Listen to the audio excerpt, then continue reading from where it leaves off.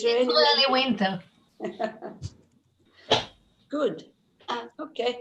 Hello, Tom. Hi, Anila. How are you?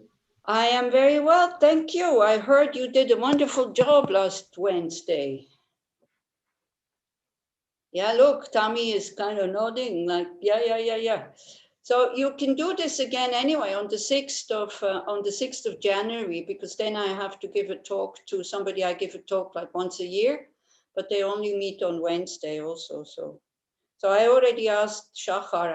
I think it's already put on the website.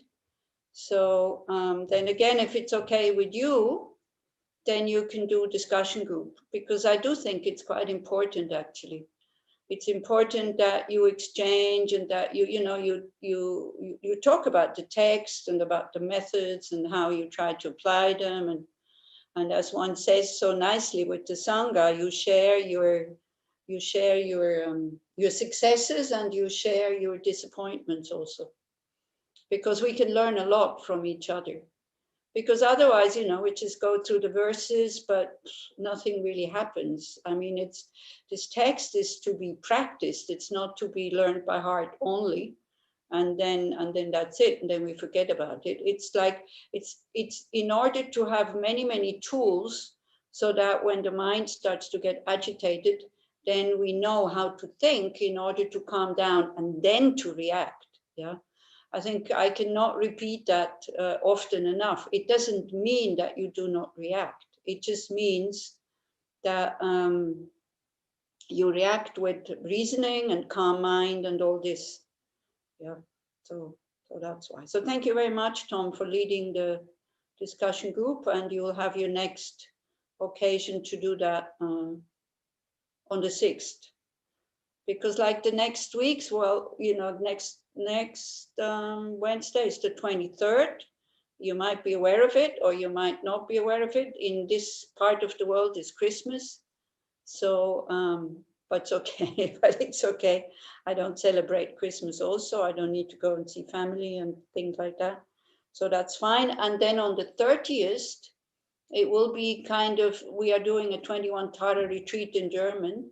But I think I'll finish at 6 o'clock, or I can arrange it in a way that I finish, that I'm done by at least 7, and then we don't have an interruption.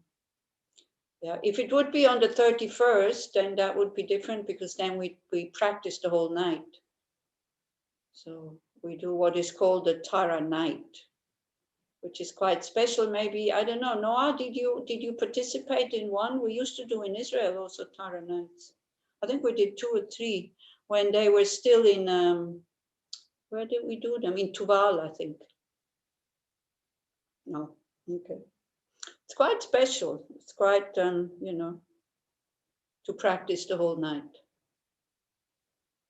Good.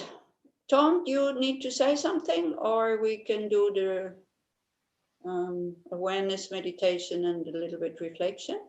Sure, let's start. Hmm? Sure, let's start. Let's start. Yeah, that's a good idea. Okay, so then again, the whole thing is about not to be overwhelmed by our emotions, not having to suppress them, but noticing that when when it starts to become tight in the chest, to be able to have some antidotes. And actually the best antidote is awareness, because when you see anger, attachment, desire, fear, jealousy, depression, whatever, when you consciously see it arising, of course we feel something when we get angry, but it's not conscious. It's more, we become the anger almost, and then we say things and do things that then later we think like, whoa, this is not the way I wanted to react. And so then when you train awareness with a neutral object like the breath, then the mind more and more kind of gets habituated to actually see what's going on and to stay in the present. And by knowing that you are, whatever is going on, it can be also positive. It doesn't have to be negative. This is another thing that one tends to forget. It's also good to be totally aware of pleasant states of mind, positive states of mind, like gratitude, like feeling connected, like having totally open heart, also not just to have it, but to be conscious to have it and go like, oh, absence of negative emotions. Yeah, because from science, we know when we do something consciously, then these neurons, they fire together in the head, in the brain, and then they start to make a connection. And then it's much easier to react like this with time. So the longer you stay with that positive or negative state of mind, this is the thing, the stronger the habit or the tendency becomes. This is not Buddhism. This is not talking about karma. This is talking about brains. So, and I think it for me makes a lot of sense because, when I look at myself after 30 years of practicing, how I was so negative and, only kind of criticizing and all this, and all of a sudden it just changed. Like I think I told you the other day, because I have quite a lot of free time during the day, like I have so many really good memories coming up, which it doesn't make me feel sad. It doesn't make me feel sad, oh, I can't do this anymore. And oh, poor me. And I can't go skiing anymore. And I can't do this. And I can't see these friends and this. But gratitude is coming up. And it's a really, really nice feeling. Yeah. But usually when we're not aware of this, when positive memories are coming up, we can do this as a reflection now at the beginning. There is desire and almost sadness, kind of, oh, I want to do this again. Yeah. So, and that's the danger. Then that creates kind of not so pleasant connections with these neurons in the brain. And that creates desire, attachment, not being happy with what we have. It was quite interesting. I had a conversation with a lady this today, which usually around Christmas, she's always, in a bad state, depressed and terrible and this and that. But it's somebody that when you see her, you could think, well, this person should be happy. Come on, she looks good, she's healthy, she has lots of money, she has lots of friends, she has good reputation and all this. But usually around Christmas, it's like, she just plunges because also her children live quite far away. So, but her son is coming this year, so she's very happy, and so she doesn't need me. So I just called her today to check how she is. So I knew I had to, in case she's not well, then I have to prepare myself, because then I go and sleep over there at night because she can't stay alone when she's in such terrible state. And I only live 10 minutes away by bicycle, so it's quite possible. And so she said, no, I'm very well, and this and that. And then she told me that she talked to a friend of hers who is depressed. And then she said, yeah, and I told this person, you have a choice how you can think, if you think about that, because he is depressed because his wife died maybe two years ago or something. And he's depressed now because it's Christmas and they had a very good marriage. And so she told him, you can think about how wonderful you were, 42 years together and all this. And I said, look, if you tell somebody who doesn't practice, if you tell them these things, it increases their longing, it decreases their sadness. Yeah. So this is the positive thing. When you had a marriage that didn't work so well and it's finished, when afterwards you think about it, then you're quite happy that it's finished. Yeah. This is the positive way about things that were difficult in your life. When you realize that they are finished, it actually gives you a long-term, quite good feeling. Yeah. Whereas all the good things that we're usually running after, when we think about them and they're finished and we can't repeat, it creates sadness and nostalgia and things like that, if we're not aware of it. Yeah. It seems as if the mind is going almost automatically into this little bit painful feeling that we can't have it anymore. So we try to generate some gratitude for past good experiences, okay? Now for maybe 10 minutes. Being fully conscious, what kind of emotions, attitudes, emotions arise. So if you can sit with a straight back, if it doesn't hurt your body, then that's always helpful for the mind to calm down. But if, of course, if it's painful, your back is not good, or, you have an injury or something like that, then sit in whatever way comfortable. Comfortable is very important. But usually it's comfortable and relaxed, but with a straight back, like totally free, like a free upper body. That does a lot of good to your mind. It gives a lot of space. Then you connect with your body, you become fully aware of your body. It's always the first object of awareness because easy to find. It's always in the present, cannot be in the past, cannot go to the future. And you just notice your body in terms of sensations. What do you feel? What do you know? What do you experience?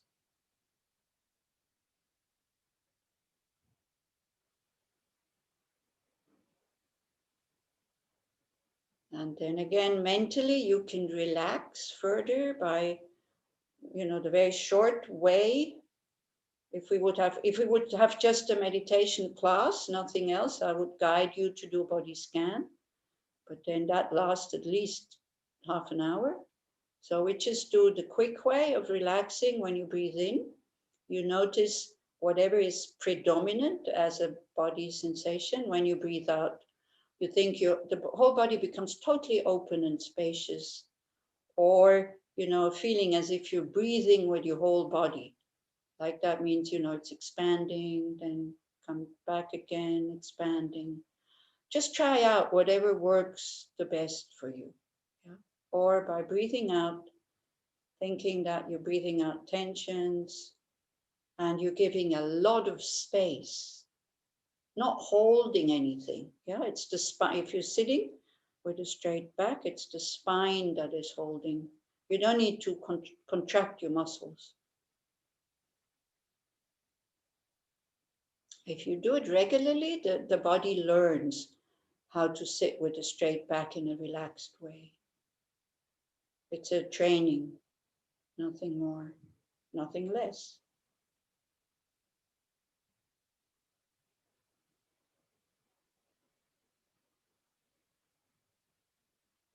Then another good object, perfect object to train awareness, because it's a neutral object, we neither attach nor reverse to it, is the breath. Then again, you can feel it at different places.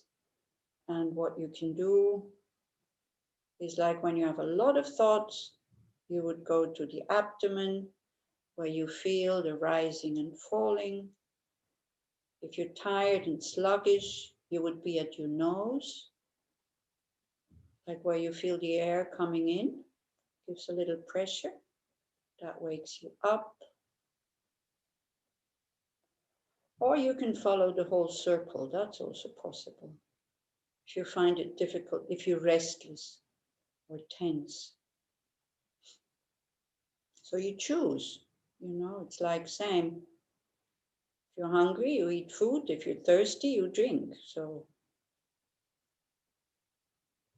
you look.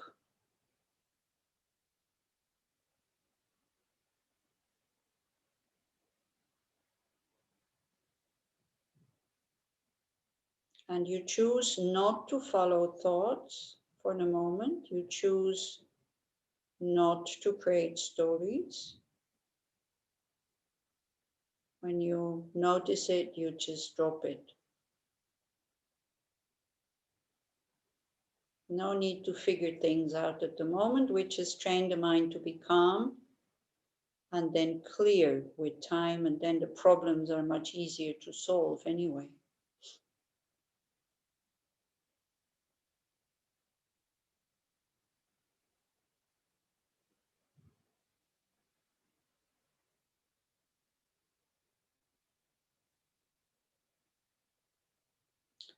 Or also, if your life seems difficult at the moment, what you can think by breathing in, you're breathing in all the support, all the things you need in order to be able to deal with the situation in terms of light, or in form of light. As you're breathing out like sluggish, heavy, hot, yucky, and you think that you're breathing out all tensions, all anxiety, all the things that are bothering you, and they just disappear somewhere.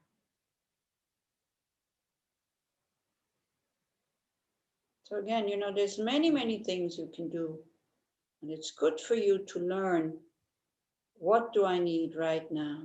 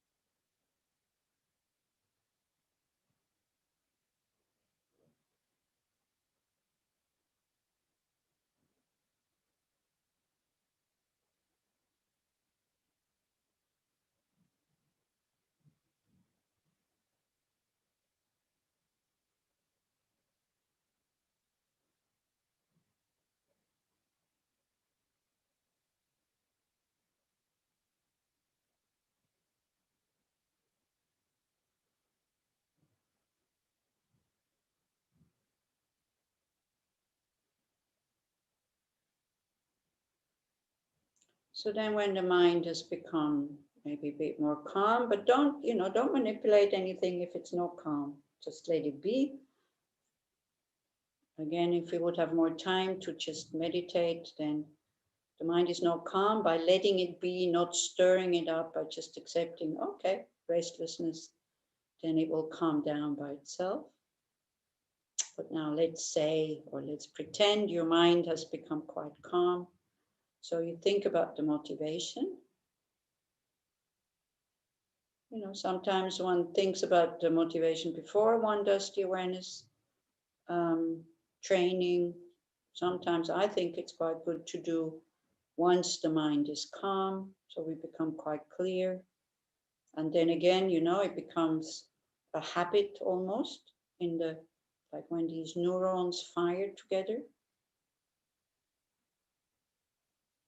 That when we think about neuroplasticity, all of a sudden, very kind of in a very spontaneous way, or our automatic pilot goes into what is meaningful. And we start to do things in a way that we find meaningful, or to train our mind to be able to live our values. So again, you can think about your values, what your values are, like in this case, patience, or, we discussed it at one point. We said spacious mind, love, altruism, honesty, authenticity, I think was one word also. So you check, what are my values? Or in a very simple way, what kind of person would I like to be?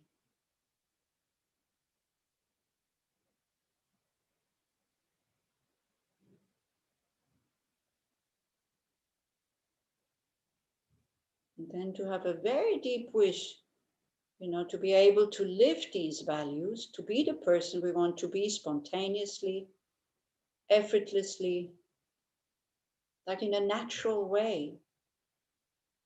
Yeah, at the moment we can see that it's very easy to get angry, to be really have unattached love or compassion is very difficult. So the wish to be able to change that as quickly as anger arises now, that with the practice, then love, compassion, understanding, and feeling connected would arise. To have that wish, I am just suggesting, to think this is why I'm doing these practices, to be able to live my values spontaneously. uninterruptedly, effortlessly, in a natural way, in an authentic way.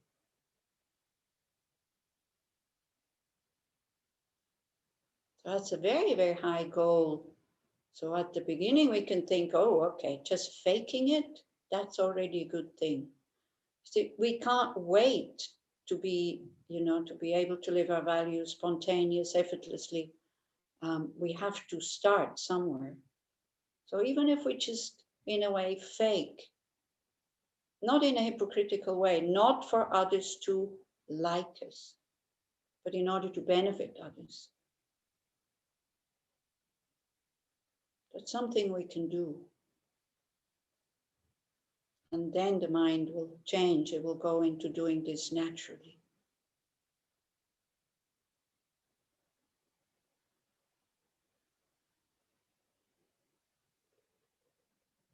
And then we can think, here we're discussing the methods of the Buddha, which is called the Dharma. So then to see how much do I trust these methods? How much do I know them?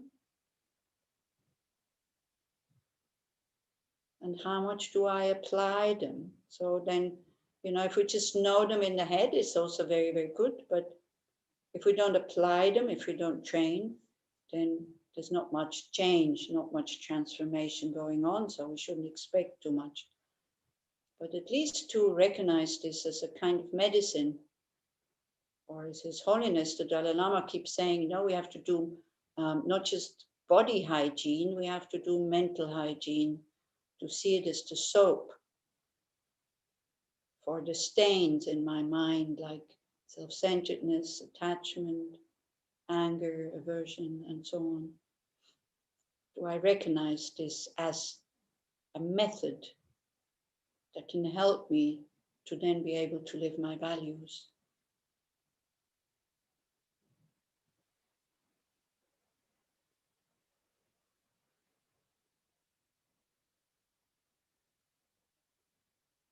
And then, of course, I want to be able to live my values, not to become famous, because you will become famous. Not for just me to benefit. People do what I want them to do, or earning a lot of money or whatever, but in order to benefit whomever I meet. So then that motivation is not selfish, even though we benefit a lot from it. But to really think, I want to develop my mind to be able to live these values for the benefit of all beings that I will meet, or that will think about me or talk about me.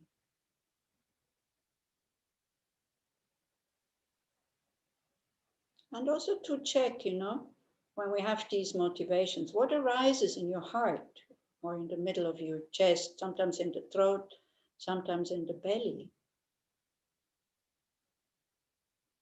What does that thought produce sensation? And I think, wow, I want to be able to live my values for the benefit of all sentient beings. And stay with that sensation. Recognize it.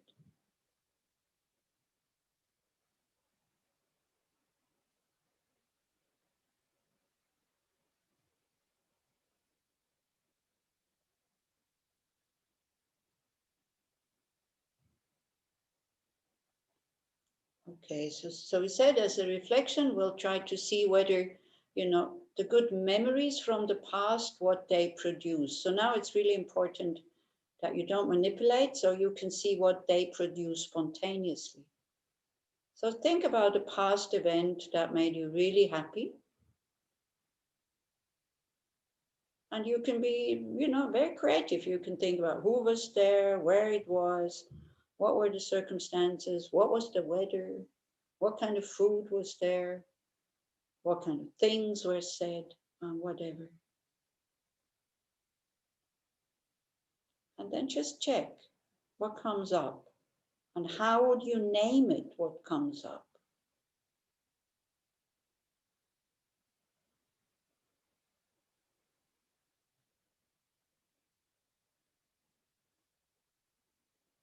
And then it will fade away again. So by thinking about, you can get it back, that particular sensation.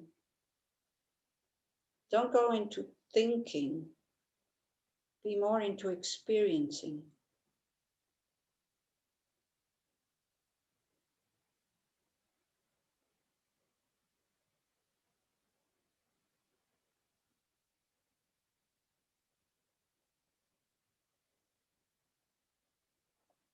And then when you are ready, slowly, slowly, you can put it in the chat.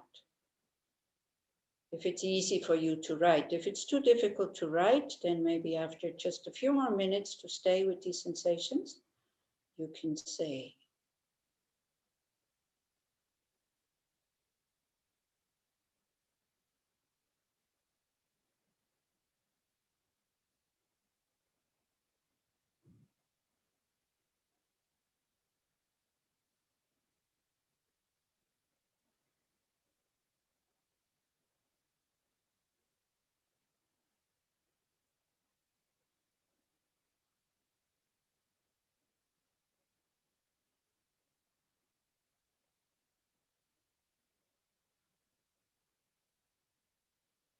It can be something from many years ago. It can be something from today. It doesn't matter the time.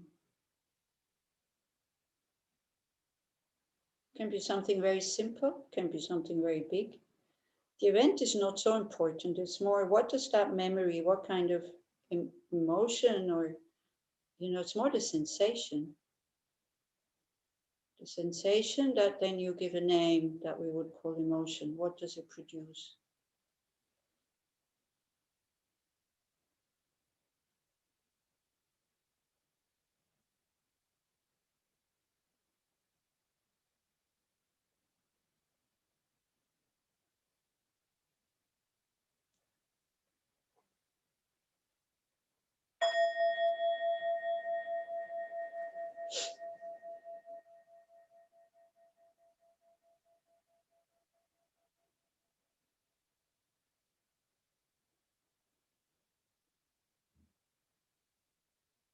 Now, are you people not having any happy memories here?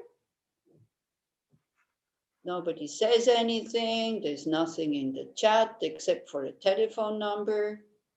Do you want me to call you, Hila? I can begin. Somebody wants to say something? Here. Yeah, no. It feels so good to do something that you know 100% that it's good, no doubts. It's contentment and happiness with an inner feeling that it's the right thing. Okay, great. Yeah, so we can connect to this all the time, And as Tommy says, I don't know what the occasion was, so, but as Tommy says, when it feels the right thing to do, usually it is when we can be of benefit to somebody else. Usually it is when we can be for somebody else there, not just consuming something. So, or did you want to say something, Tommy? Yes. Okay. I was thinking about one of my visits at my Palestinian friend's home. Yeah. One time you came with me. Yeah. Yeah. And just sitting there and enjoying togetherness and feeling such an ease and knowing that that's how things should be. That's the kind of feeling that it is rare because there are always doubts. Is that right? It's not right. Is it enough? It's not enough. But this visit and other visits with them, it feels so like perfect, just 100% right. And it's a wonderful feeling. I just I can't compare it to anything else. Yeah. Yeah, I mean, it's good when we see that the happy moments is when we make somebody else happy. Also, it doesn't have to be help, it can just be we're present. And when we see that it also makes somebody else happy, or when we do actually help them, then sometimes we feel, oh, wow, look at me, I helped them. But actually, it should be the other way around. We should be grateful to them because it's thanks to them that we have this feeling. Yeah. Otherwise we wouldn't have it. I'm 10 years old. I'm in a meeting with my friend Nomi, and I say to myself, what? Michal, what are you saying to yourself? You have to open your microphone, Michal. Michal, you want to open your mic? Because otherwise you can't hear you. Okay, I'll say it instead of writing it. Okay, yeah. I was at a meeting Mm-hmm. when I'm 10 years old, Mm-hmm. and I'm in a meeting with my very good friend Naomi. Mm-hmm. She's my age, and I remember saying to myself, that's this relationship means for me Mm-hmm. the meaning of love, in which I can give to her Mm-hmm. everything, Mm-hmm. just to see her happy. Yeah, it's nice, isn't it? So you see, we would have access to these things when we kind of think of them consciously, and I think it's so necessary these days, so that we have some kind of, how to say, some resources where we can kind of, where we can open up the heart and we can be ourselves. Okay, Tom is saying, wait, I felt longing as well as awareness of the distance between me and the event. Mhm.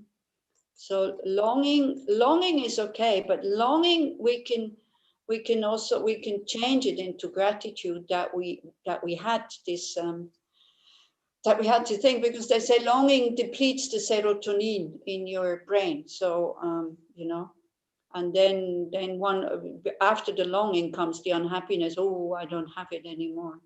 You know, this is the danger. So it's good to just be aware of it. And I think many people in Europe now will feel this, we will have this feeling because they planned Christmas. And as you already know, you had it for the New Year and for Yom Kippur and maybe Sukkot, that, you know, they planned this, like, always very, well, sometimes happy, sometimes not so happy family gatherings. There's also sometimes problems. But of course, you know, if you can't do it, then you project that it would be the happiest Christmas of your whole life. And you forget that, oof, many Christmases we had, like, you know, that somebody didn't like the food or the tree. Or so funny, yesterday one man said, well, you know, with the Christmas tree, for some is too big, for the others is too small, and this and that. And so we forget, when we project like this, we tend to forget that it can also be problems. Yeah, good. Do we have somebody else? No. Yeah, Yes, I can say. Yes, Hadar. I felt something. I don't know if it's strange, but I felt good about something that is going to happen in 2 days. Okay. And I don't think it's like what you just said about waiting for the holiday or something. It's something that my daughter is arranging a second-hand sailing for old people, and we are organizing and helping, and I just felt the feeling good about it, about that she's doing it, about that. Okay, nice. Sometimes, Hadar, you know, the thing, when we look into the future and we're happy about what's going to happen, this is dangerous because we already have an idea how it should be. And then if somebody comes, for example, says, oh, sorry, it can't happen because of whatever, or somebody behaves in a way that you're not agreeing, then because you were already, you know, you taste the feeling, what you then expect to have when the sale is happening, which might be totally different. So no, that, I wasn't thinking about the event. I was feeling good about the idea, about that, even if it will not happen, it is about those children that are used, that are doing these things, and that. You know, about nice things in Christmas is, again, we're not going into the text, I'm sorry, but I was so touched and moved also. I have a friend of mine, the director from our French-speaking part center. He is working with children who have difficult families, you know, who are abused or the parents cannot look after them. But it's an organization who, they don't take the children away, but the people go into the family to try to do something there. So the family is not disrupted. And so they had this idea because his wife, she's a very devout Christian, and she goes on pilgrimage to Israel. So last time she was there, they met with the children's home in Bethlehem. So what they're doing, the children from Switzerland are making Christmas presents for the children in Bethlehem, and they will be sending them. And then on Friday, they will have a Zoom meeting together, showing little movies and this and that. So this is, because the children in Switzerland, when they're not so happy. But when they see how the children in Bethlehem are, then and being able to do something for them instead of asking for presents, but actually, manufacturing a present, thinking about the children in Bethlehem, I thought that was a very nice idea. Because it's, I don't know, in Judaism, what is the day Pesach, maybe, when you give lots of presents and there's only, you want more and more and more and lots of buying and all this. So that's Christmas in Europe. So instead of getting a present, they are making a present, and then Friday they will have the Zoom meeting. So I wanted to relate to something that Hadar said. Maybe I didn't understand her right, but the feeling that our children that we brought up, and to see them doing something that is beneficial for others, and it's important to us. Yeah. To see them doing it, it's really the ultimate happiness. It feels so good. Yeah, exactly. So maybe that's Hadar, that's what was on your mind, maybe, and I can relate to it absolutely. Thank you. But I wanted to ask something. That this is just half of what I was feeling, because it was like a duality feelings, because today I lost, maybe yesterday, I found out today that I lost a very precious ring, not expensive, but very precious. It was my father's ring. He used to wear it, and he died 13 years ago, and I used to wear it on my hand, and so I felt. And I tried to like use what you said about the antidote. And when I felt the tears coming, I was just trying to move my feelings to the children and the. But I felt like a little bit.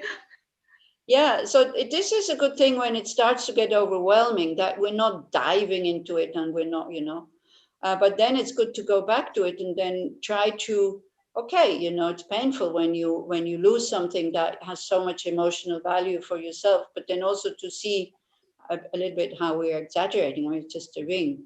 Dad is dead. The ring is not my dad. And then, but it's a nice sign that you feel sad when you lose the ring, because that means you had a nice relationship with your father, probably. Yeah. So then again, this having lost one's good father, then one can change it into gratitude that we had him for such a long time. And then there's much less suffering. This is the thing. It's all about this, because the more we suffer, the more we are unhappy, the more easier it is for us to get angry and stressed and frustrated. It's all about this. Yeah, we have almost a duty. If we want to be if we want to be valuable members, it's not a nice thing to say, but if we want to be a good member of society, if we want to be of benefit, if we want to have a meaningful life, going around suffering and then because of that feeling anger and frustrated and the victim and all this is not going to help anybody. This is why, it's not a selfish thing to find things that make you deeply, deeply happy. It's necessary, so that the door to anger and frustration is closed. It doesn't have so much hold on us. This is why. Then we have one more chat here. Is the happiest is to feel my heart expanding. Exactly. To my own, like with this, what we do at the end usually with this metta, sending out loving kindness. Even though we can't do something, but we can open up the heart and send out a lot of light and love. And all this. Then Joyce is saying the happiest moment that I feel was I learned to love myself. Here it disappeared. That I feel learn to love and have compassion for myself. Yes, so necessary. You know, we can accept ourselves with our mistakes, especially when we study like difficult texts like this. It is so easy then to go into self-hatred because this is so high. You know, what we're studying here is so difficult. It's so high. Yeah, so then this is just to know this is the direction I want to go, but it will take a long time until I'm able to do this. Otherwise, But we start to doubt our practice, and we start to doubt our, you know, the method and our abilities, and then we get even more neurotic than we were before. I want to ask something. Wait a minute. We have some more comments here. So I enjoy being present and not in my mind. Yeah, still it's good to, you know, in order to get, we have to be in the mind sometimes. I mean, you know, this is because it's there, like the memories are there. However we see the world, this is according to what has happened to us, the views we have and all this. So it's good to take it apart from time to time to take up these things. But yeah, I mean, this is the Buddha. Yeah, I wrote it. Yeah, I wrote it, but I when know, I'm in the so this is the Buddha, you know. The Buddha doesn't think. The Buddha is just being present, and by his wisdom and compassion, he knows exactly what to do. So this is the goal. yeah, but going by my bike in the countryside or even walking inside the city, Yeah. and forth, it doesn't, I wish, but it doesn't take long. But for 10, 15 minutes, no really thoughts. I'm just watching Yeah. whatever is going on, and I Fine. don't think too much. And this Yeah. gives me But a lot don't of you have, enjoyment. you know, when you do this, because I do this also, I go usually for a walk every day, and then the memories just pop up from the past, and then I feel even more happy. You know, when the happy memories come up from the past. I laugh a lot when I go along for walks and thinking about. Sometimes I just look like a film. I just look at the nature. That's fine. That's okay. Okay. Just, Good. So, just Michal wanted to say something. yeah, Go ahead. I want to relate Hadass speaking regarding the ring you have lost. So I'm asking, when tears come out, why to stop them? We can really stay a little bit with our tears, with our sadness, and not to fall down to a despair or to an anger, but just hold it. Why not? Yeah, that's fine also. Of course. Of course, this is what I'm saying. You know, the tears are a sign. Then not to kind of switch to your dad. Kind of the ring is not your dad. So it's like to really have this grateful feeling to have had such a dad that made it easy for you to love him. Yeah. This is a very deep feeling. And sometimes it can be tears of gratitude, by the way. It doesn't have to be tears of sadness. Of course. So this is another thing. And just to, you know, just to see, these kind of exercises are just to see how quickly we react to certain memories. And sometimes we don't address it. We're not living it, and we're not kind of looking at it properly. So the homework that you had last time was exactly a little bit that, but not with the attachment or sadness, more with your anger. Because I wrote here that the homework was talk to your anger, kind of argue with your anger, and then see who has the better arguments. You know, because anger says da da da da da, this and this and this. Anger is always right, and then you use your reasoning and you start to discuss with it. Did anybody do that? Tom is nodding. Do you have something to say, Tom? Who won? Who won the debate? It's funny because when I remembered to do that, I mean, when I was angry, and then I was doing it.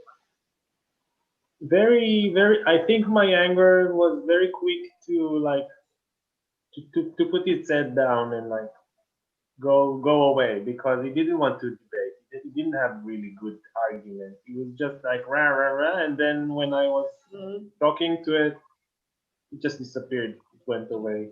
Yeah.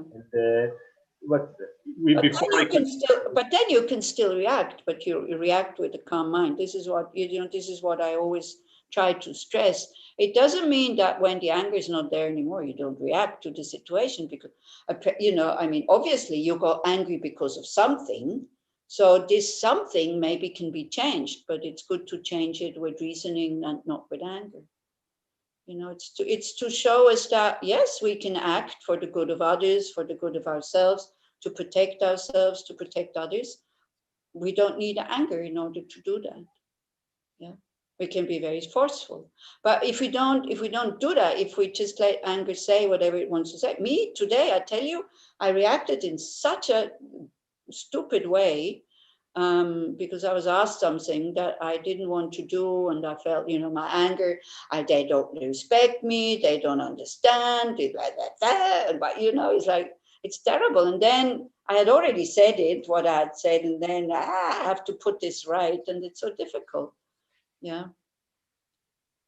But again, the person, I can say, it's the person's own fault, because when she called me, or she wrote an email or a WhatsApp, I can't remember. And I said, look, I'm sorry, I really don't have time right now, because I was in the middle of doing something. What is she doing? She phones. So, it's not a good thing to do. If somebody says, I don't have time, and she said, but it's important.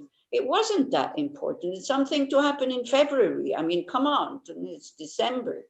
So, I mean, this is sometimes it's our own fault if people get angry at us, when already somebody says, look, I'm sorry, because I did say, if it's really important, then okay, but I don't have time right now. So when you feel somebody is stressed, don't come with ideas that will happen 2 months later. Leave them alone and wait until they have a bit more time. It's not an excuse. I really feel, I don't feel good about how I reacted. And it spoils the relationship. It makes, then it's difficult to discuss. So this is. Do you regret or you feel guilty? Do I regret? Of course. I would like to be rid of these quick mouths that can just, something comes and just goes out. Of course I regret. But do you manage not to feel guilty? Do Only I to manage regret? what? Not to feel guilty, only saying, I okay, I regret. I don't feel guilty, I just feel stupid. Like, this is totally stupid. Totally stupid. Yeah, I know. I feel the same many times, but I'm trying to be kind also to myself. Yeah, I don't feel bad about it, but I see it as being stupid. I'm not, there's no emotion. But in the head, I understand that I feel stupid. It's not enough mindfulness, but how can I be mindful all the time? Yeah, that's great if you can be mindful all the time. I cannot. I can be very mindful with my body, but with my speech, I tell you, it's once it's already gone, then especially if it's somebody. That's why we like you. You are like a little bit like us. Yeah, okay. So you're telling me I should stay like this or what? No, but no, I'm just joking. It's human. Okay, no, just to tell you, what it also happens to me, and then I just feel stupid. I mean, I feel it's so unnecessary, this whole thing. But I can see how strong these habits are, And then anger, yeah, wonderful session. Yeah, thank you. So then, I can see that. Wow, it's like it's so strong. Yeah, these habits are so strong. It's amazing. But I don't judge myself. I'm grateful that I have methods to finally, at one point, I don't know after how many lifetimes, I will be able to use my speech in a better way. Okay, so let's look at the text. Oh, there's another chat here. Wonderful. The happiest moment is when I do things that others having joy. Lots of metta. Yes, of course. This is it. And you see, the good thing about metta is you don't even have to have somebody there, present. You can do it when you feel lonely or when you don't feel so well, or when you feel good also. You can do metta anytime. Like usually in the morning when I wake up and this has become a habit. And this is like the best, much better than Lavazza coffee or whatever. No, probably your coffee bots, yeah? So it's not Lavazza, it's the bot coffee. which is good also. It smells really nice, by the way. And so when, you know, when I have this kind of, and I just almost automatically now the thought comes, may I be of benefit to others? And then the thing goes, may all beings be happy. You know, as Israel was saying, metta is so powerful. It's so simple, and it's so powerful. And you always start with yourself, by the way, when you do metta. Yeah. Then you expand to others. This is it. Yeah. So it is so powerful. Okay. So let's go into the text. That will be more difficult now. Because again, we have to look at our shortcomings. Okay. There's one more chat. And don't forget metta for us. Yeah. You mean me for you, or what exactly do you mean, Israel? I don't quite understand. Anyway, for everybody, you know, and I do think about Israel quite a lot, because it's such a difficult situation also. It's really difficult. It's very sad also, you know, this whole thing. Okay, so we stopped at verse 65, so we come to verse 66. Since embodied creatures are injured both by animate beings and inanimate objects, why only bear malice to the animate? It follows that I should patiently accept all harm. Again, you know, when he says patiently accept all harm, if you can protect yourself, by all means do, because it's not good for other people to harm you. Yeah. So like this, but here, I think you understand what he wants to say. So here, what he wants to point out, we can be quite tolerant and very patient with inanimate things. Let's say today you had, you know, even people got flooded, because I read in the Israeli newspaper, because I got some on the telephone, and that some people were trapped in their car. Some people were, you know, had water in their basement and were trapped in the basement, and things like that. So would you get angry at the rain the same way as if you would get angry at the person who puts a hose in your house and fills your house with water? No. Actually, it happened, I think I told you, it happened to friends of mine, that somebody out of mischief, when they were not there, broke a window, and it's a house, and from the, you know, they took the garden hose, put it into the house, open up the tap, and then they had 20 centimeters of water all over the house, like on the, it's only one story. They have to redo the whole thing. So can you imagine how they would feel if they find the person? But they reacted quite well, because nobody knows who it was.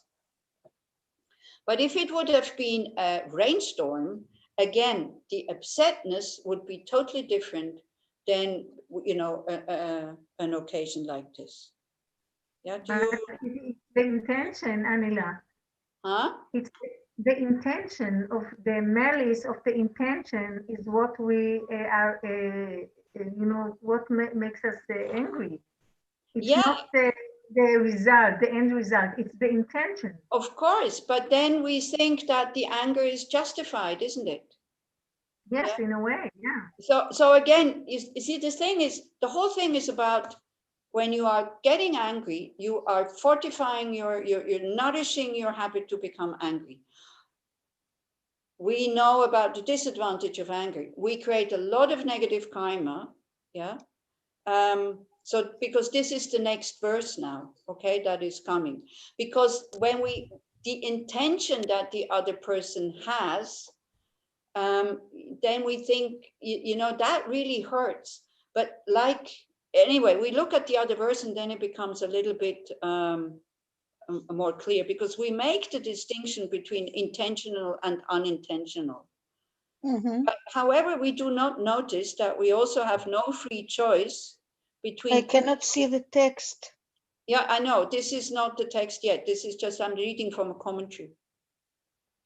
Klesha, no klesha. One can observe well in oneself. You see, we also, when we are angry and we hurt somebody with our words, we have no choice, isn't it? Unless you are a person who never gets angry. Yeah. So So this whole thing is like, now I show you the text because then it will become more clear. Because the next verse then also explains a little bit. Should one person ignorantly do wrong and another ignorantly become angry with him, with that person who did wrong, who would be at fault and who would be without fault? So you see, it's this whole worldly thing that we think they started it, so therefore I can be angry and I have reason, it's justified. And if you don't get angry, even people say, what are you doing? Why are you not getting angry? Yeah. But we are not seeing that. You remember the disadvantage of anger? You remember? Yeah, Yeah, Ness, no? we can't enjoy anything. That's when one we're thing. angry. But that's just a small disadvantage, by the way. That's just happening now. But the bigger disadvantage. Because we are becoming the anger. Yeah, and from the Buddhist point of view, I'm giving you the Buddhist point of view now, you're destroying your merits. Right. In what way are you destroying your merits? Because you can't enjoy anything. You see, when positive karma is ripening, we're joyful, we enjoy whatever is there. Like Nahum says, it doesn't have to be complicated things, it can just be nature. But also with nature, we have to be careful. When we see that people are destroying nature because we love nature, then we also get angry at them. So it's like, yeah. So that's what it means, destroying the merit. Like our positive karma cannot ripen to feel joyful when we are angry. It's impossible. And then it goes, further and further and further down into subconsciousness. And then only anger comes. And when we are angry, what happens? We only see the negative side and we exaggerate that side. Yeah. So, and it's this whole thing, we feel so righteous sometimes. We feel so just and we feel so innocent that I'm never doing anything wrong. It's only the others who are doing. Yeah.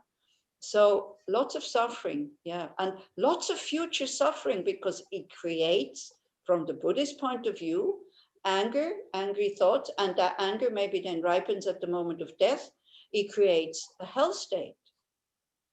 And this we forget. So you see the suffering that we have now, when we are getting angry at that suffering or angry at the person who creates the suffering, these are the next verses that come, then we create future unhappiness when these imprints that we are putting now by being angry, when they meet the conditions to ripen. So this we forget. And this is what Shantideva is trying to tell us. Yeah. So Pema Chodron with the whole thing about intentional and not intentional, we kind of assume that people have control over their ignorant or angry or desirous mind. They don't. This is what it says here in the text. Why are we harming others? Out of ignorance, because we don't know about the consequences. You see, everybody wants to be happy. Nobody wants to suffer. Yet human beings are creating so much suffering and we cannot wash. How is it in German? We say, we cannot wash our hands in innocence. We are not innocent people. We also harm others. I did today. I don't think she was very happy the way I reacted. She was probably hurt. I can really see that I hurt her. Yeah, so I can't say I'm ignorant, I'm innocent and I never harm anybody. Did I have a choice to react differently? No, because as Nahum said, I was not aware, I was not mindful. And I just, even though somehow, again, the habits, when she phoned me, I saw the name who is phoning. I should not have taken the telephone because before I took it, I was very tense in here. And already the thoughts, I told her I don't have time, and here she is, she's calling me, blah, blah, blah. Even before I answered the telephone. Now I'm telling you, now I become aware of what happened. Instead of just leaving the telephone ring and just continue with my work, because I had told her I don't have time, I answered the telephone. So it's also my fault, yeah? Because I didn't feel well. I was already angry before she even started talking. So this is what I mean. So did I have a choice to feel different at that time? No. I was angry, I was tight. Yeah. Why? Because I didn't think about the consequences. Yeah. Not kind of consciously. And then the other one, also totally ignorant, because she thought that I would understand why she's calling me now. Then she gets hurt and then she gets angry at me. So who is at fault and who is without fault? Yeah, in this whole story about, in this whole thing about harming and hurting each other. You know, this is the thing. Because when we feel it's the other one's fault, then we get really angry. Yeah, and Shantideva is using animate and inanimate things just to show us that we exaggerate when the things are animate, when somebody is harming us that is animate, that we could, because the result is exactly the same, that we could react in a calm way. And again, react, not saying not react, react without anger. Then we're not creating more suffering. Future suffering for ourselves and suffering in the present for the person that we are angry at. And you know how it is, how aggression feeds aggression. Yeah. But you know, our ignorant mind is thinking that we can stop aggression with aggression. You cannot. Maybe short term you can. I'm not saying. When people are frightened of you, maybe you can stop. You know, but their internal aggression you cannot stop with aggression. Maybe their external action of aggression because they're afraid of you, but you know, you're not becoming friends with them. You can only stop somebody's aggression when they don't feel threatened, because aggression is there to protect us, you know. I want to ask something about yes, go ahead, it. Hadar.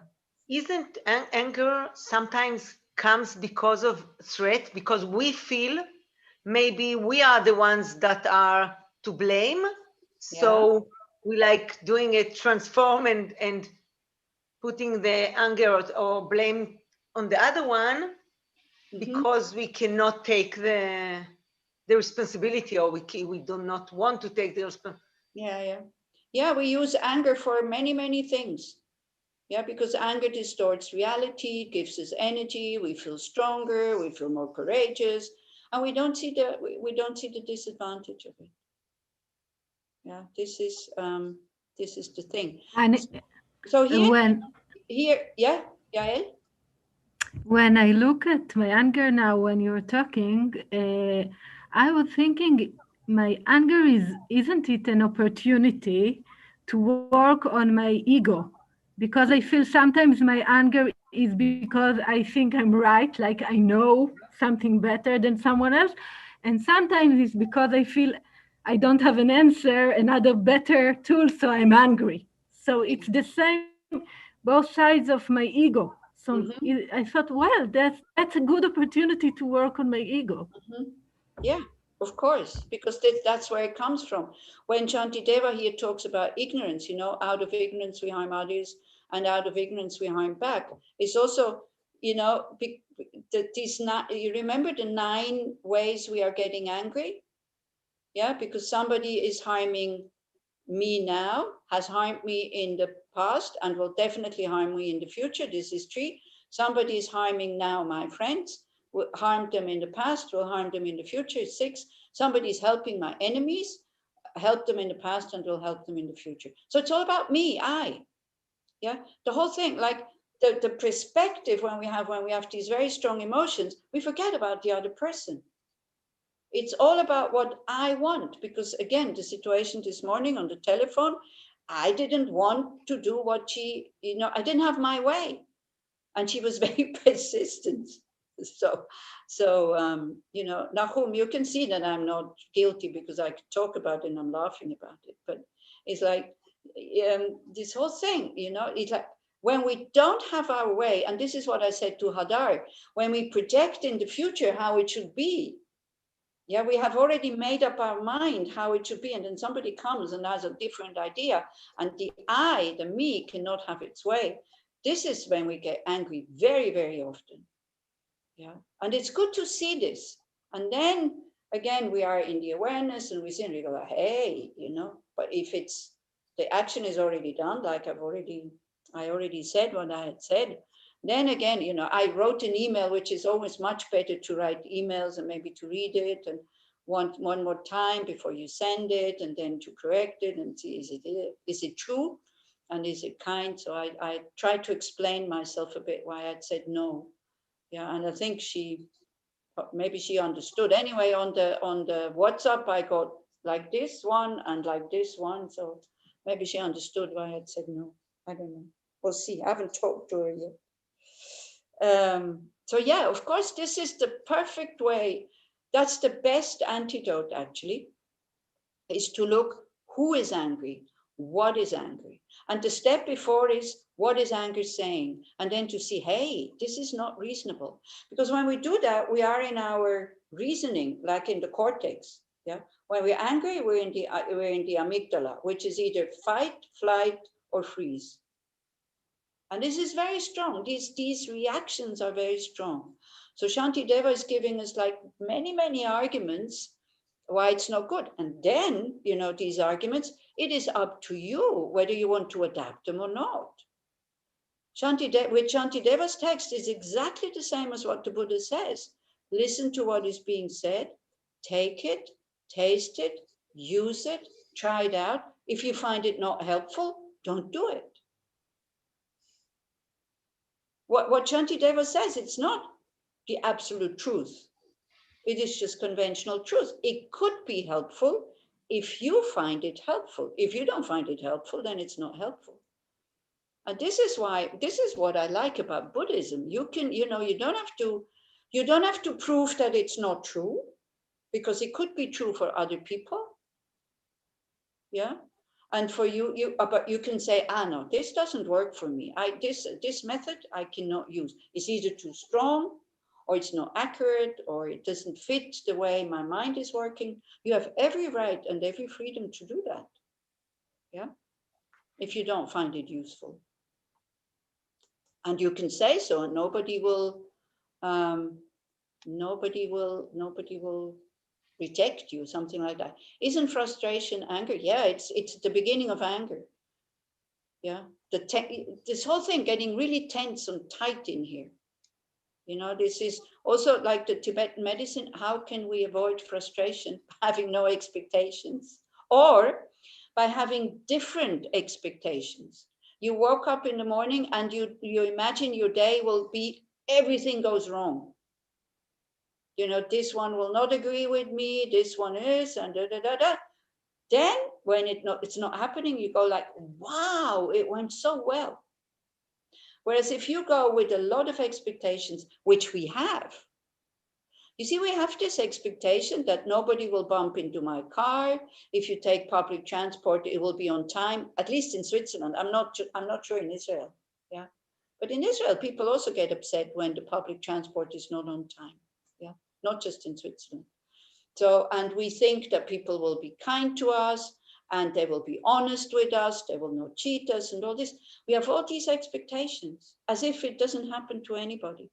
And then when nothing happens, in terms of being insulted, being treated not in a nice way, somebody stole your purse, the train didn't come on time. When all this did not happen, we come home in the evening and we don't even rejoice, because we don't understand the nature of samsara. The Buddha says the nature of samsara is you will find problems everywhere, because of having this wrong view of a separate me and a separate reality outside there.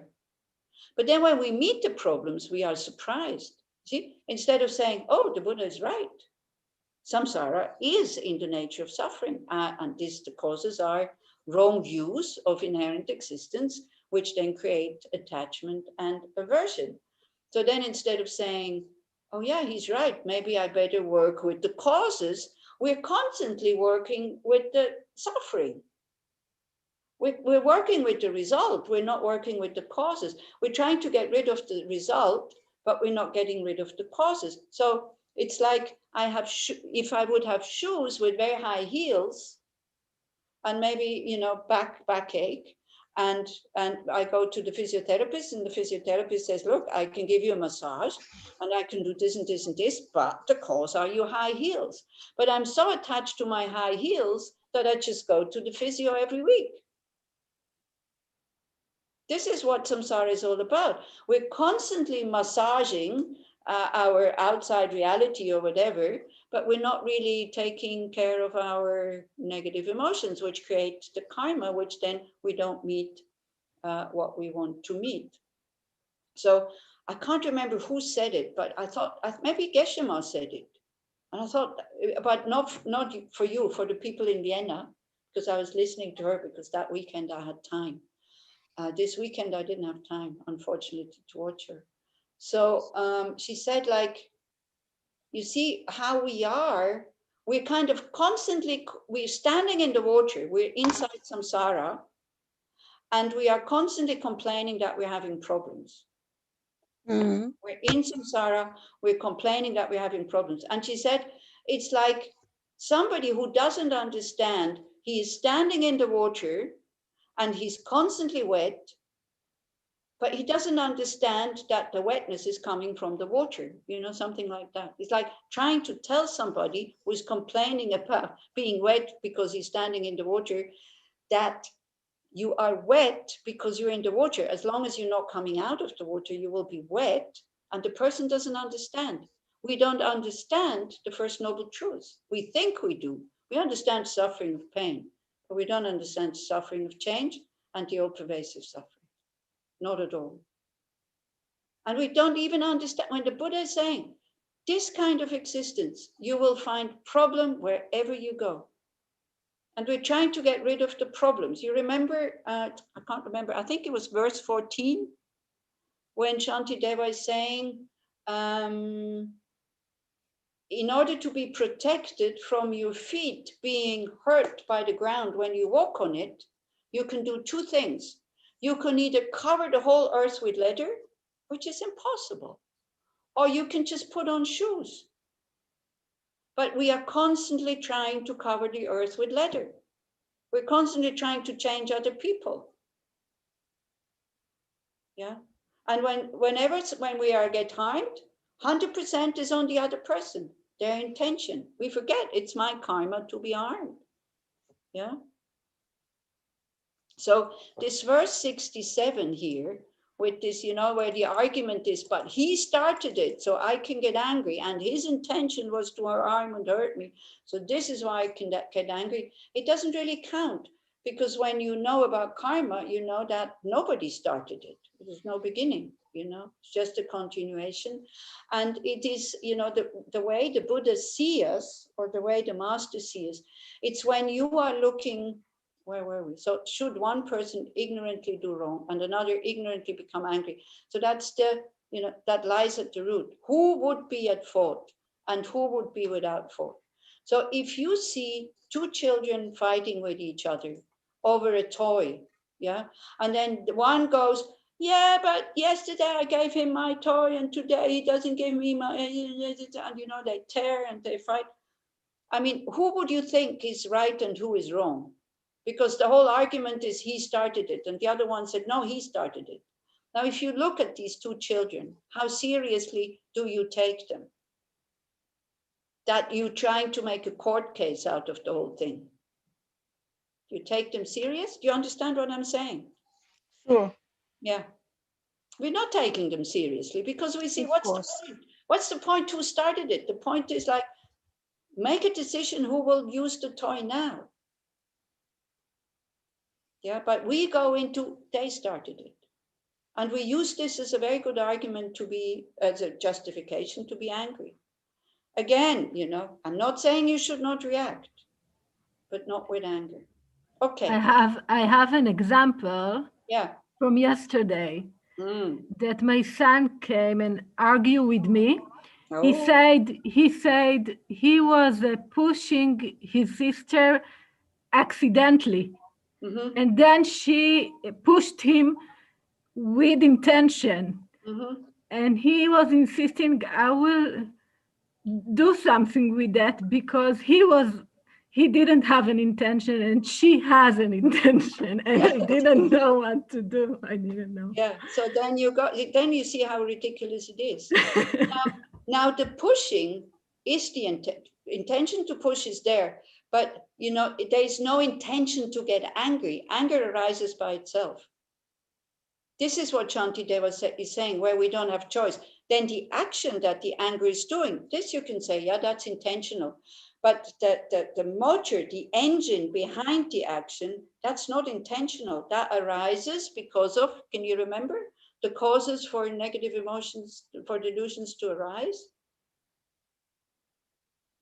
A negative emotion from the past, which creates a tendency, a habit. An object outside where, when the tendency meets the object, because again, we react to the same situation totally differently. Imagine if the Dalai Lama would have called me this morning, wow, I would have taken the telephone, absolutely no problem. Even if I'm in the middle of a very important thing, he would have asked me to do something. I would have dropped everything to do it. You see, this is it. This is how biased we are. Whether we like somebody or don't like somebody or have problems or we have respect somebody and all this, yeah. So, how did I get on to the Dalai Lama now? Forgot. So anyway, so to see how with exactly the same situation, how we react. So we have a tendency. That tendency meets an object, which is outside, somebody we like, somebody we dislike, whatever. Then also, that's for Nahum. Then they call another reason why these negative emotions can then go into action is called inappropriate attention, inappropriate mindfulness. So the attention is on the object outside instead of being inside. How do I feel? What's going on in here? That would be appropriate attention, whereas inappropriate attention, and this is also, when I'm angry, my mind is glued to that person, whether I want or not. Yeah. Obsessively, we think about the whole thing, and we try to find good reasons, me also, for having gotten angry. And then, of course, then I did what Tom was doing. I was talking to my anger and say, hey, come on, is this really true? And after an hour, I stopped and said, no, sorry, it's like totally exaggerated the way I reacted. Totally, maybe not, but let's say exaggerated, inappropriate and exaggerated. So a little bit like this. Then society also is creating negative emotions. Discussions are creating negative emotions when we have two different views and we try to convince the other person of the view. I think, what was it, Hadar, who said like the last time that you have friends, when we talked about Netanyahu, was it you? Yeah, exactly. So don't convince them of anything, let them have their views. What can we do? The same way as we think their views are wrong, they think that our views are wrong. So whose view is wrong? Again, who is at fault? Yeah, but we always think we're right. Yeah, but I feel that anger brings more. But as we speak about anger, when I'm more conscious to anger, I feel that anger will bring more anger, or will bring more. Of course. Fight, so it does. But we think we can convince the other when we are getting angry, when we start to shout and like this. That's what anger thinks, but it's totally not true. The more somebody gets out of control, the less we are listening to him. Okay, so we stop here, just a sec. So maybe we stop here. Being jealous is also brings to frustration and anger. Yeah. So what's the antidote to jealousy? Rejoicing. Generosity. Rejoicing that somebody at least is having more qualities than I have, so I can learn from them. For example, there's many good thoughts, arguments you can use against your jealousy. Somebody's really well, oh great, they don't need help, fantastic. Or oh, how wonderful that they are well and happy, because when somebody is well and happy, there's much less tendency for anger and to hurt and harm others. Things like that. Jealousy is a loser emotion because it doesn't get you anything. Anger can help us to get rid of the person, or gives us energy to do something. Attachment makes us very clever how we can get the thing, but jealousy doesn't do anything, just spoils your life. Yet we are so prisoner from it. It comes up so quickly. Yeah. Instead of just learning, again, it's neuroplasticity. We need to learn differently, to learn to think differently instead of seeing, because when we're jealous, how do we feel? Poor me. They have something that I don't have, and I want it. And it makes us feel miserable. And we can't enjoy anymore what we have.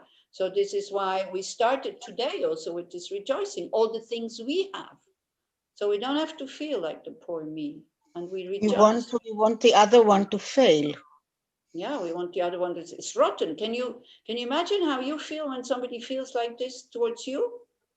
We feel hurt. It's not just, but we do it and we feel, oh, it's totally okay because they're stupid people or whatever. Yeah. So this is why you see, like this whole thing about when I look this way, when I get angry this way, it looks as if it's justified. When anger comes this way, it's never justified. But anger is anger. Yeah. So this is what Shantideva is trying to tell us. Okay. Where are you? Sigal, you wanted to ask something. Sigal. Yes. Yes. I was working with anger, and I could feel that I have this, first of all, like a physical sensation in my body, like this heat or a contraction. And then I would ask myself, what is happening? I would stop and ask, what is happening? So once I realized that somebody was angry at me because I was, he got me connected to somebody who is really angry with. So I stopped and I said, with whom are you angry with and why? And she just exploded. Yeah. So I felt more calm, but I wasn't happy with the result because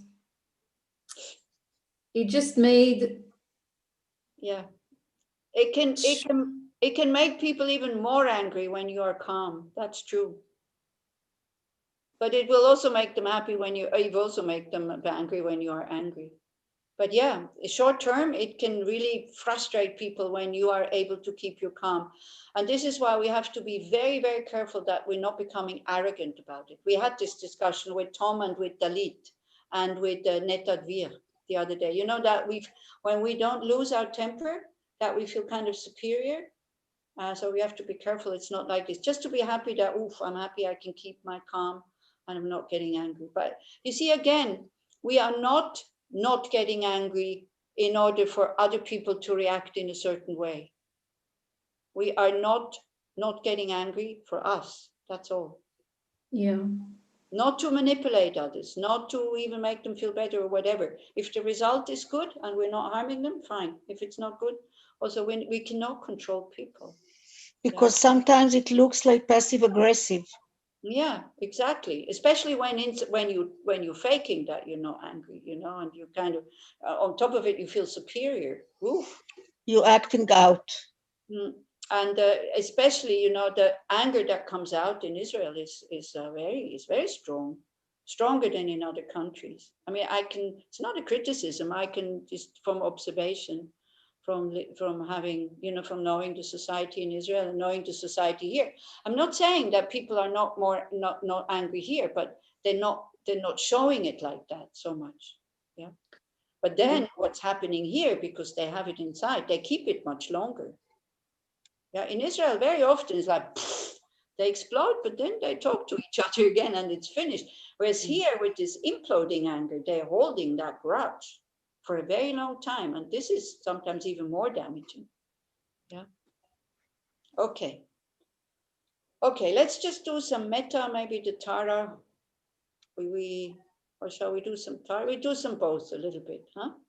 And homework, I don't know. Homework, yeah, look. When you try to see when you're getting angry, is it an animate thing or is it an inanimate thing? And then you ask yourself, why? Because you see, we get angry at somebody who is at an animate thing. Very often we see that anger is a wish to harm. Yeah, when we talk about anger. And we want them to suffer because they have hurt us. It's good to see that motivation. Instead of making them happy, because when they're happy, they stop harming others, we actually want them to suffer, and then they harm even more. And I remember I was in Israel, and it was like November, and after big rain, and there was like big, and I'm always walking. So there was big water on the road, and one car is coming and like, and I was totally wet. And I have, for a short moment, and Nahum, then I was really aware of my thoughts. I really saw my thoughts very clearly. I had this wish, I hope he sees that I'm totally wet and he feels bad about it. But then somebody says, no, in Israel, they do it on purpose. So, but then because I saw my thought and I thought, well, what's the point? You're wet anyway. Why should he feel bad about this? And then I just waved at him and kind of waving, oh, it's okay, no problem. Yeah, and I felt okay because it's true. I was wet. So what? Clothes dry. Especially in Israel, they dry very quickly. Yeah? When the rain stops because it's warm. So these are the arguments that you see your thoughts. He should see me. I'm totally wet. He should feel bad about it. It's like, it's ridiculous. Why? Why should he feel bad about it? Because when people feel bad about what they do, we think it makes them stop doing what they're doing, but it doesn't. Because it's when we feel bad that we behave in a negative way. Very often, either against ourselves or against others. It's when we're happy, when our heart is open, then we can connect properly to people and we have love and compassion in our hearts. So this is why. Okay? How to be careful not to be arrogant? By thinking about all the things, all the mistakes you're making, all the things you don't know, and all the mistakes you're making until you are in the middle again, not too much down. Yeah. And by noticing the arrogant mind, how arrogance comes very often with fear that you lose your qualities and you lose this and you lose that, because arrogance needs spectators. Arrogance needs spectators. You say spectators. Mm-hmm. Arrogance needs people who see you, people who admire you. Yeah? But be careful. Arrogance is not self-confidence. Yeah, self-confidence, when you did, like Tommy was saying at the beginning, she remembered something that was really good and she was very happy about this. That's not arrogance. You can definitely feel good about yourself. It's very important that you feel good about yourself, but not comparing with others. Because I connected it to the situation that when I don't lose it and I don't I'm not getting angry when the other one does, or when I'm not looking at something like a terrible thing, and other people sees it as, sometimes it makes the feeling like maybe I feel it, but you said it before, it was up before, that sometimes when you don't get angry, because Sigal, after what Sigal said, and you said, be careful not to be arrogant. So yeah, well, you see, I mean, the question, what are you angry at? I mean, maybe a therapist can ask that when they have a very angry patient, but otherwise, we are kind of throwing the anger in their face when we ask things like that. And who is going to admit when they're angry that they are angry? Nobody. Nobody wants to be told at that moment when they're angry, hey, you're angry, because then the anger really reacts. Has it ever happened to you? You were angry, but maybe you didn't show it. Somebody says, hey, are you angry? And you go, no. Have you ever done this? Yeah. It's so difficult to admit that we are angry. It's very difficult. I think even in Israel, because nobody's happy about their anger. Nobody. In Israel, it's hard to admit that you're not angry. You don't have to admit. You don't have to go around like, with the banner on your head, kind of, I'm the non-angry person. It's kind of, You don't have to. We work with our own mind, not so much with the mind of others. The best quality of anger is that it has this contraction in our body. Yes.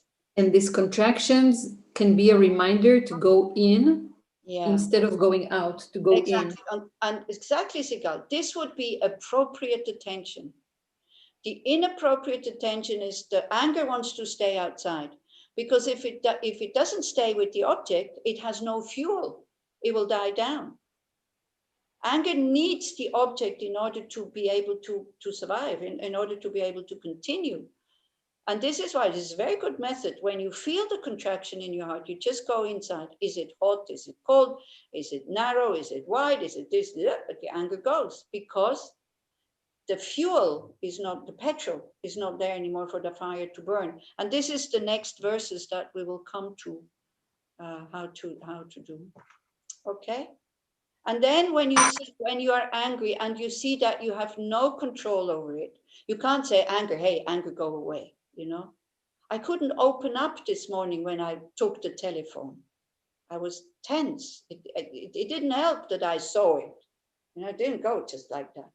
And then we start to understand others also. You know, if even us who are discussing this once a week since March, and we're still getting angry, what about people who never discuss these things?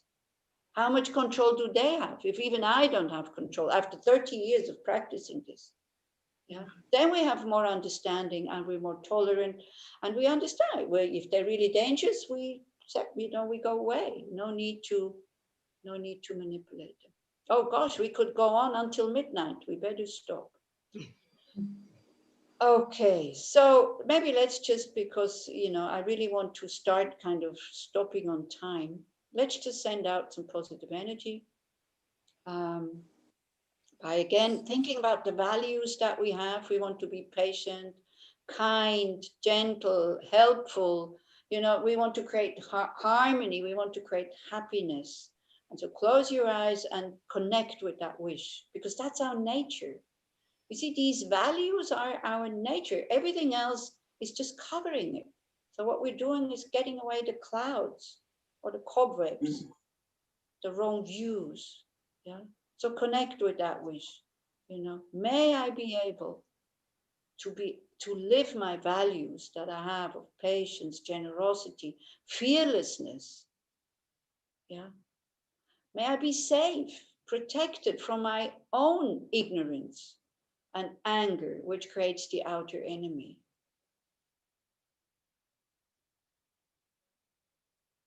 I'll be able to live my life with joy and ease. That's what it's for.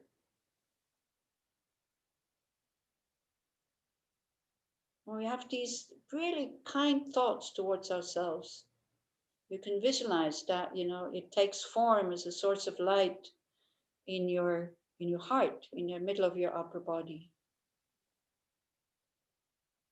And you just let it grow, you just let it expand. And think, hey, this is my nature, kindness, generosity. Also sadness, by the way. Sadness is not a negative emotion. It shows us that something is wrong.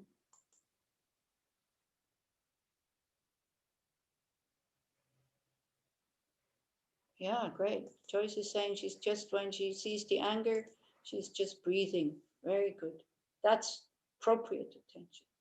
So that source of light now that we have, let it expand in your whole body, so it's soothing light, supporting light, our resources, our human resources that we have of kindness. And then almost like a light bulb, you let it go out into the world. The same way as the light goes out, dispels the darkness, then we send it out with the thought.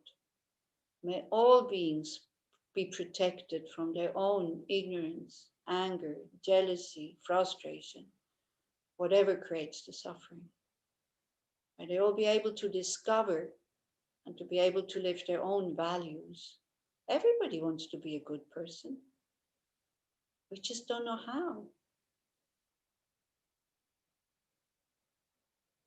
And may all beings be able to live their life with joy and ease.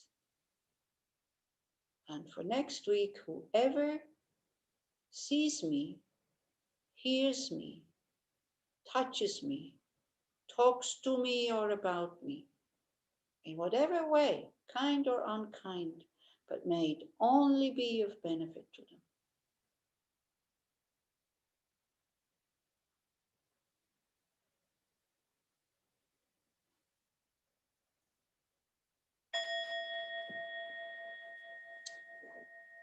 Okay.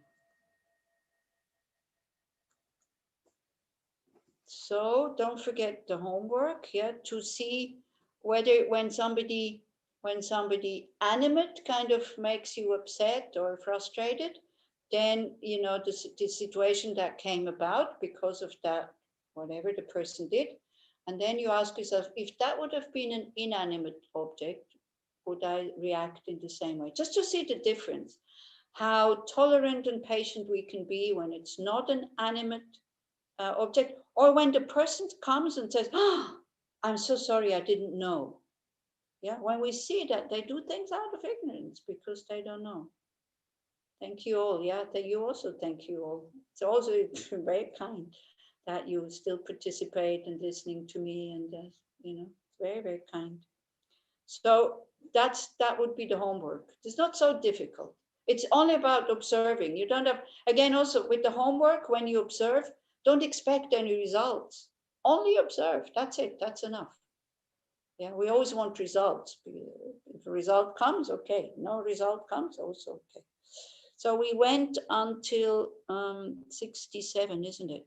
Next week will be about karma.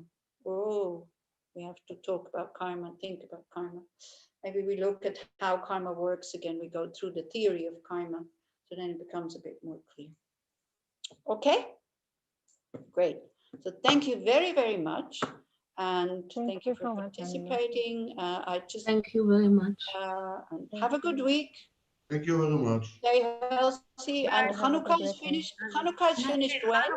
No, tomorrow. Tomorrow. Okay, so have lots of latkes and sufganya and whatever, all other things you eat, and enjoy. You know, enjoy the light. The light. And also, as Sigal is saying, you know, when you look at the light, hey, inside me also, my nature is light, it's not darkness.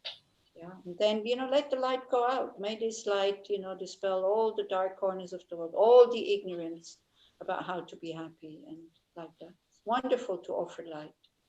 It's really wonderful. And your teaching is expanding our light and or bringing more light to us.